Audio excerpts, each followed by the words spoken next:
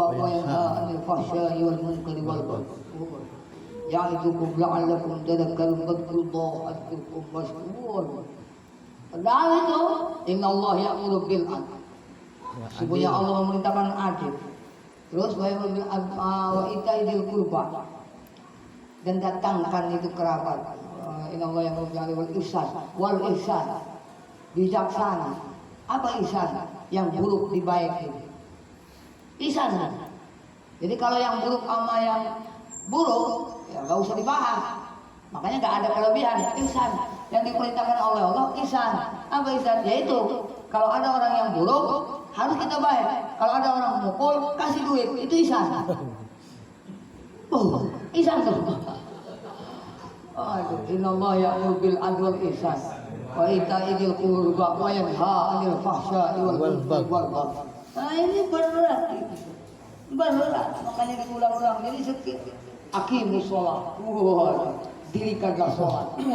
Imam ya, orang mendirikan sholat. Nah ini nih agak-agak waduh ya. Tapi ya mudah-mudahan lah. Maka kita hanya berharap, berdoanya gini aja, ya Allah, Allahumma hdina shiratal mustaqim. Udah kita, ya Allah, berikanlah kami hidayah, permanenkan hidayah ini, terus jangan bosan-bosan. Allahumma hdina shiratal mustaqim. Kalaupun tidak sampai menjadikan Rasul malihi takwa, dengan permanen sampai ke bawah mati kita mah udah bagus. Muslim salatin bagus berarti udah. Karena muslim wafat beres urusan, alhamdulillah. Itulah baiknya. Wala tamutunna illa wa antum muslimun. Jadi orang muslim mati kalaupun kematiannya itu agak sedikit merepotkan, dengan bahasa kemaksiatan ya itu urusannya, tapi tetap Allah masih betul-betul menilainya bagus. Kenapa? Wala tamutunna illa wa antum muslimun. Itu mabok matinya bagus. Apa bagusnya? KTP-nya Islam. Udah gitu aja. Jadi kita jangan pernah nggak mau nggak usah. Kenapa? Orang nggak benar masa khoer. Ya nggak bisa. Udah sholatin aja. Gimana? Kayak pada dalam ayat fair. Antum syuhada fil ard. Wes angkat. Urusan dia. Apa kemaksiatannya itu urusan dia. Kita mah sudah melihat ayat wala tamutunna illa wa antum muslimun. Ya bagus. Maka minimalnya lah. Maka di sini dinyatakan azazat katanya tuh. Azazat maka lemah. Apa lisan-lisannya andikri dalik, dengan menyebut semua itu bil adadi, dengan hitungan itu nanti sesuaikan dengan hasilnya. Kalau Rasulullah takwa akan sulit menghitung jalan. Kalau memang itu banyaknya memang hidup itu dengan bahasanya dunia, dengan menjadikan pegangan hidupnya adalah dunia yang bertentangan dengan hukum Allah dan Rasulnya, itu namanya salah. Maka akan sulit juga kita mengomongkan keburukannya. Maka alhamdulillah. Alhamdulillah. Nih kita nih sekarang duduk di masjid pengajian. Ngerti nggak ngerti? Ya bersyukur sama Allah. Ya Allah, alhamdulillah. Kita duduk, ngerti nggak ngertinya itu urusan belakang, beres dah. Gak usah ngomong A B C D, duduk. Ya alhamdulillah, mudah-mudahan karena ini pilihannya di segini. Lah ini coba ngomong, ya, angkat, dipilih. Ini Nurullah ini makanya nggak ada bahasa rugi. Karena kita ini pilihan insya Allah lah. Karena nggak mudah ini. Nggak mudah. Tidak ada jaminan.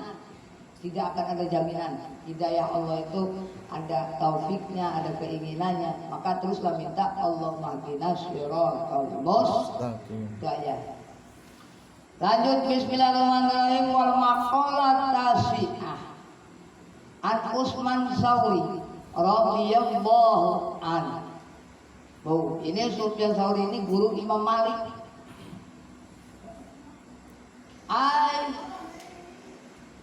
Di sini dikatakan itu.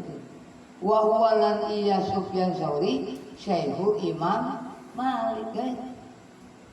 Jadi Imam Malik punya guru namanya Sufyan Tsauri. Masyaallah.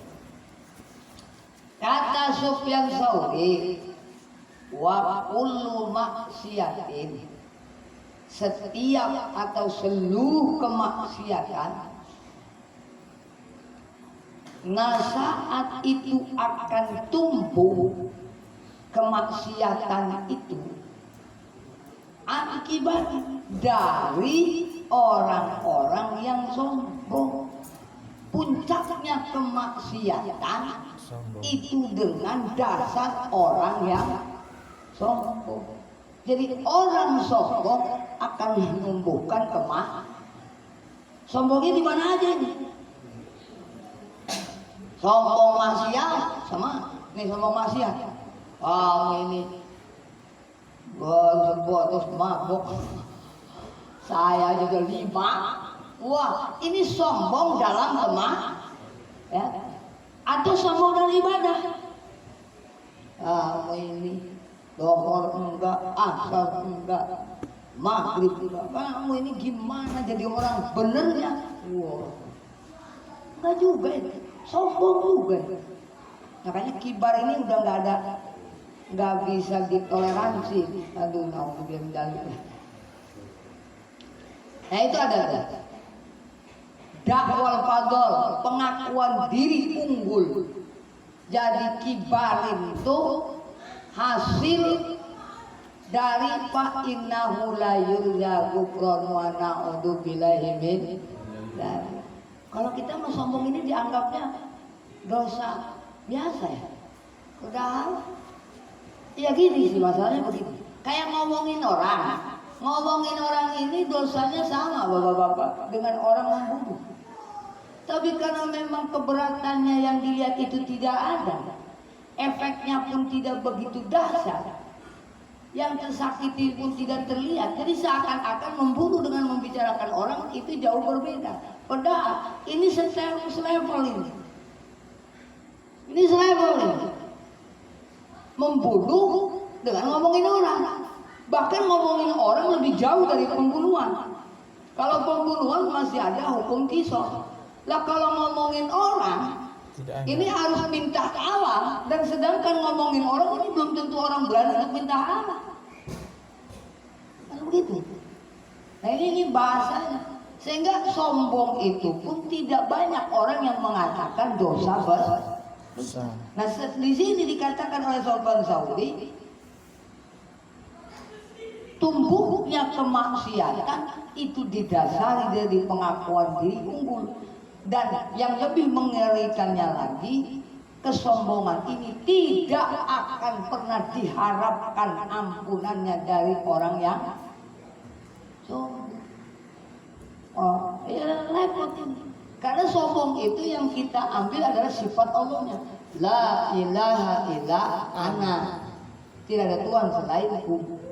Sifat itu kita ambil. Bahasa itu. Kalaupun memang tidak membahasakan aku Tuhan, banyak kita itu. Kadang-kadang yang dibawa, kamu akan begini kalau enggak sama saya. Kamu enggak akan makan kalau bukan karena saya. Apakah ini sebuah kalimat yang biasa? Tidak juga. Itu parah kalimat. Orang tua ngomong, kamu ini enggak tahu diri, enggak tahu malu. Kamu dari kecil saya urus, kemudian kamu begini sama kita, kamu pengennya apa? Nah ini orang tua yang begini, itu sombong. Kalaupun memang aktualnya sama, faktanya iya memang. Tapi tetap itu akan menumbuhkan kemaksiatan. Ya, waduh. Makanya jangan aneh. Iya benar. Sehingga diperhitungkan di sini. Kenapa bisa sampai tidak diharapkan ampunannya? Li'anna maksiata iblis karena asluha minal kibari.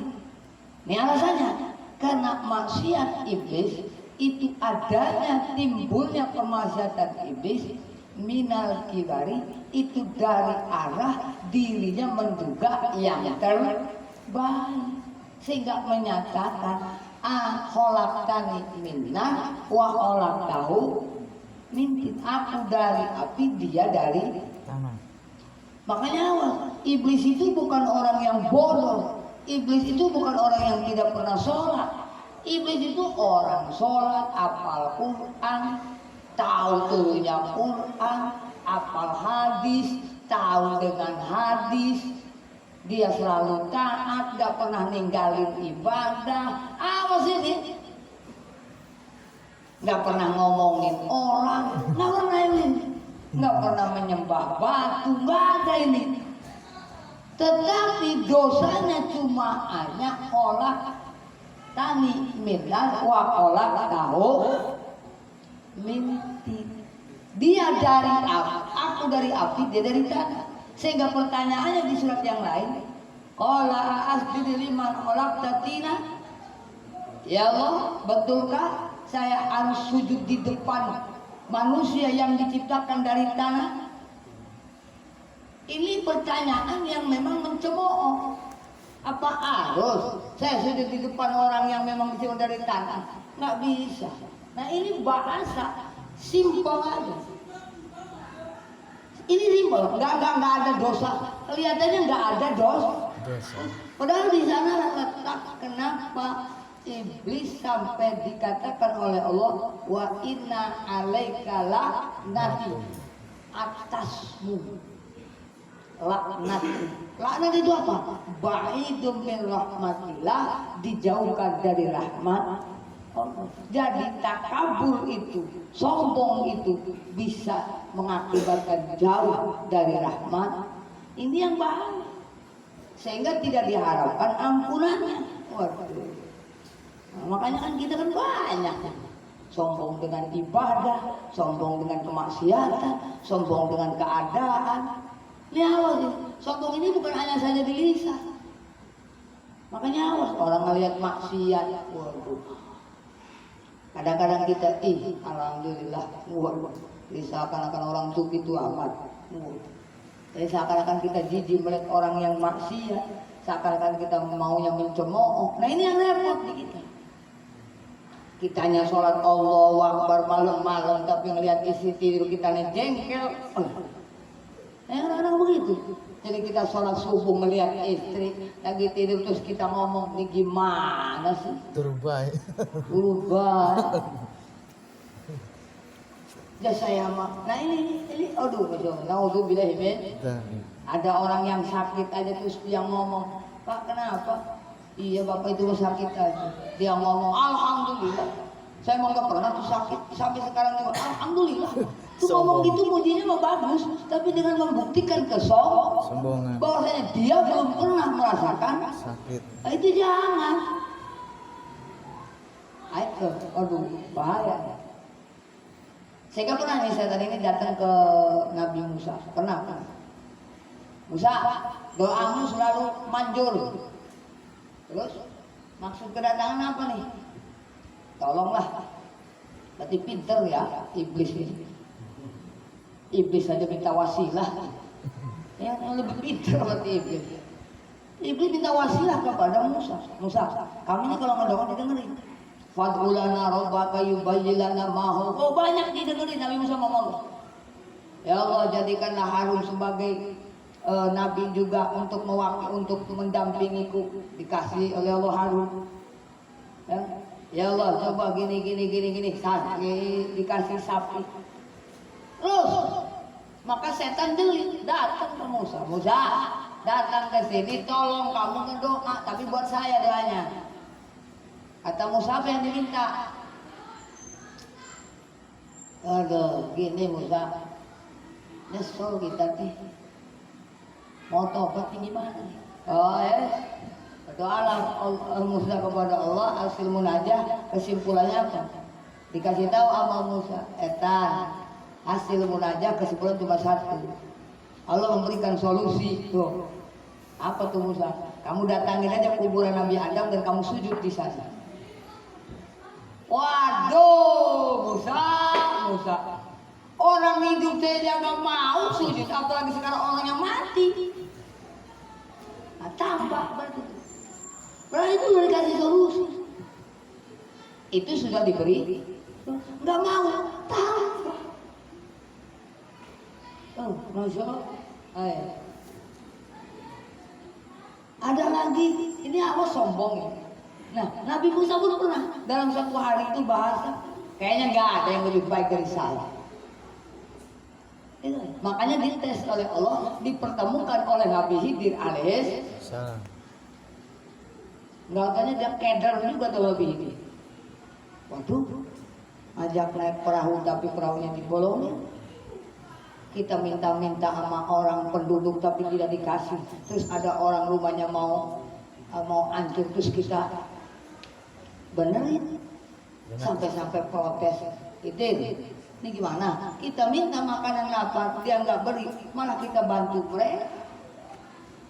Kita boleh dong meminta upah, meminta sedikitnya imbalan. Apa jawabannya Nabi Khidir? Alam aqul innaka lan tastati'a ma'a sabra. Bukankah saya sudah berulang-ulang kali Anda tidak akan sabar dengan kan begitu. Itu karena sombong. Ibrahim juga ya ada dalam satu sisi. Ibrahim pernah dikit, jangan kambing yang aku sembelih dengan semua kambing, kalaupun anakku yang memang dihaluskan untuk disembelih itu pun karena Allah, aku akan lakukan. Dibuktikan oleh Allah gelagapan. Maka ya inilah Rasulullah Shallallahu Alaihi Wasallam, indah bahasa ketika terdesak. Indah kalau Rasulullah indah bahasa. Contoh, ketika di Jabal Sur sudah dikepung oleh orang-orang Abu Jahal. Kata Abu Bakar nih, Rasul, ya wis, perjuangan kita sampai di sini aja, mati kita udah. Karena memang nggak ada harapan. Tapi apa bahasa itu? La tahzan innallaha ma'ana. Nggak sombong, jangan bersedih, Allah berserta kita. Padahal ngomong begitu itu yang Allah lihat Rasulnya, bukan Abu Bakarnya. Tapi Rasul menganggap Abu Bakar dengan bahasa innallaha ma'ana. Tidak innallaha ma'i, tenang. Tenang. Innallaha ma'i, Allah bersamaku. Nggak begitu bahasa itu. Itu banyak. Jadi Rasul banyak Rasul banyak. Kalau yang lain-lain kayak Musa, bahasanya aku, bahasanya kita, aku. Kalau Rasul itu membahasakannya dengan kami, selalu begitu, selalu begitu. Makanya Rasulullah SAW ini mengajarkan kepada kita untuk betul-betul, ya, betul-betul memegang dalam kondisi apapun, ya tadi lisan ini. Lisan ini kalau bisa ngomong, nggak bisa diam. Kan itu karena memang kesombongan ini kadang-kadang timbulnya dari lisan, disengaja ataupun tidak, hanya naudzubillahimin. Waduh, ngelihat ini bingung nih kita. Makanya bahasanya kenapa bisa begitu? Karena memang kesombongan itulah pokok pangkalnya kemaksiatan yang timbul dari iblis. Bizakni annau khairun min sayyidina Adam. Karena dia menduga bahwasanya dialah yang terbaik dari sayyidina Adam. Wali anak, dan karena memang tergelincirnya sayyidina Adam karena agama minasahwah itu pun didasari karena memang ada keinginan-keinginan, ada dasar-dasar syahwat yang mengarah untuk pengen mencoba mencicipi dari buah huldi. Ini dua ini, dua penyakit yang sulit dideteksi, agak sulit. Sombong dengan syahwat. Waduh, nafsu ini, keinginan. Awas nih, ini begini, kata kiai mah begini. Kita boleh ceramah, kita boleh pengajian, tapi dalam pengajian jangan Anda katakan dari benak hati Anda bahwasanya Andalah yang terbaik. Nah ini yang bahaya. Karena setan itu masuk. Wih, pak, orang ngomong enak, kata oh iya, emang enak kita tuh. Masuk syahwatnya, sehingga apa?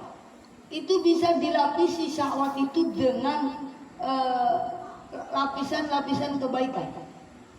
Syahwat ini bisa melapisi diri dengan lapisan kebaikan. Bismillahirrahmanirrahim. Enak ya artinya.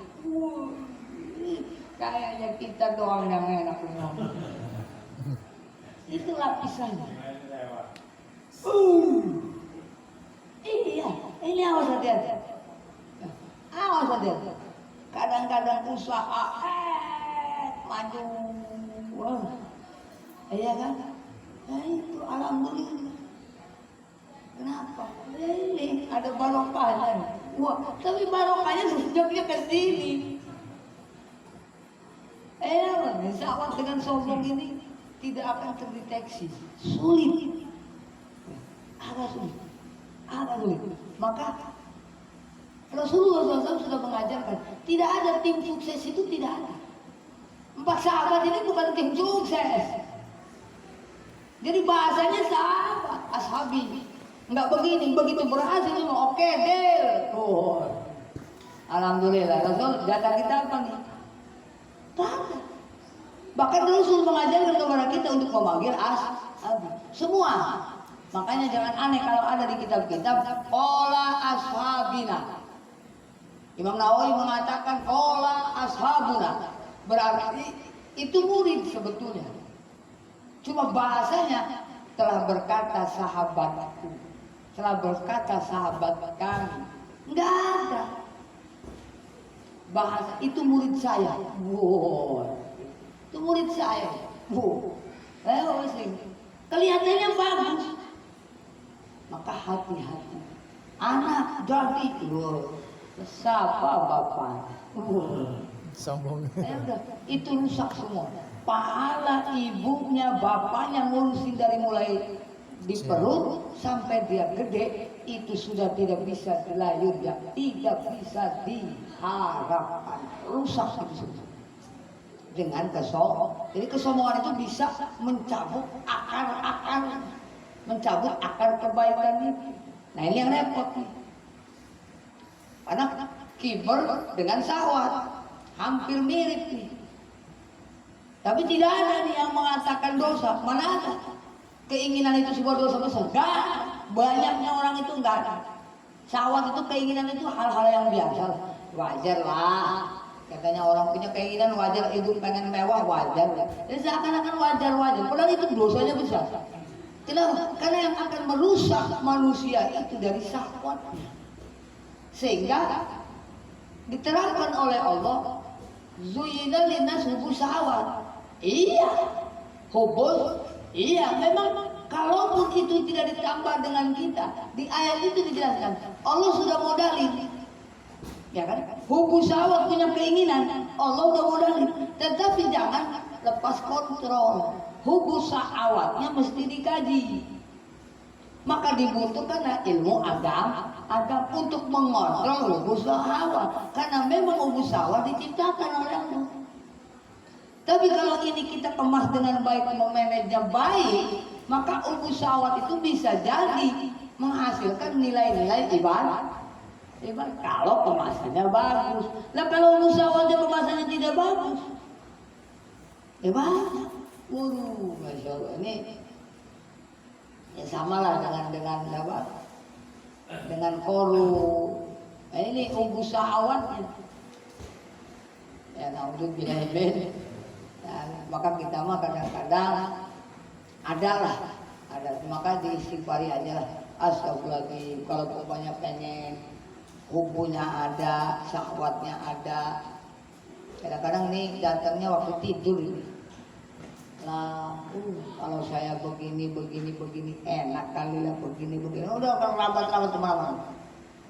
Nalar kita aja, itu bener-bener nalarnya bagus. Sehingga apa yang terjadi menutupi akal. Ya, akalnya tertutup dulu karena akal dengan syahwat ini agak repot nih. Sulit kita mana keinginan mana kebutuhan kemarin udah kayaknya. Mana keinginan mana kebutuhan itu beda nih. Keinginan dengan kebutuhan itu biasanya yang tanpa dijemput oleh kita. Boleh kita punya kebutuhan tapi jangan paksakan itu. Tapi ketika kebutuhan itu satu waktu pun Allah akan berikan solusinya dan Allah akan berikan arahan-arahan menuju kebutuhan kita itu. Tapi kalau keinginan kitanya yang maju, kitanya yang jemput bola, berusaha mati-matian, gak tau mentok aja. Nah itu kan sulit tuh, kebutuhan dengan Keinginan. Kayak anak kalau bisa jadi kiai kan gitu, keinginan kan. Begitu. Makanya kita kadang-kadang lupa. Akhirnya kita benci terhadap anak yang tidak nurut. Sehingga apa yang terjadi? Dia lupa. Jadi seakan-akan karena kelakuan yang tidak baiknya ini hasil dari dirinya. Kamu sih gak nurut, wah, itu mulai dengan caplak jaga-jaga. Kata bapak makanya kan dulu bukan saya ngomong begini, harusnya begini. Jadi seakan-akan dia menjamin kalau Anda mengikutiku maka Anda tidak akan seperti ini. Ya belum tentu juga. Nah itu namanya syahwat. Tapi kalau memang tawakal Tuhan Allah, iya ya Allah, usaha saya udah, menasihati saya udah, saya titip sama Allah, cukup. Jadi tidak ada yang disalahkan. Samanya dengan Kan'an, Nabi Nuh. Nah ketika Kan'an tenggelam, Nabi Nuh bahasanya apa? Ya Allah, itu darah dagingku. Wajar dong Nabi Nuh merasa sedih melihat anak mati di depannya. Tapi Allah mengatakan apa? Jangan kau minta sesuatu